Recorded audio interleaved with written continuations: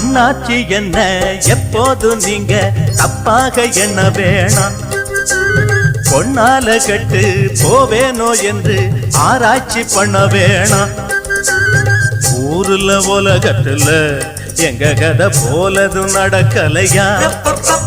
வீட்டையும் மறந்து விட்டு வேற ஒரு நாட்டுக்கு ஓடலையா. மன்மத லீலையை வென்றவருண்டோ இல்லே இல்லே.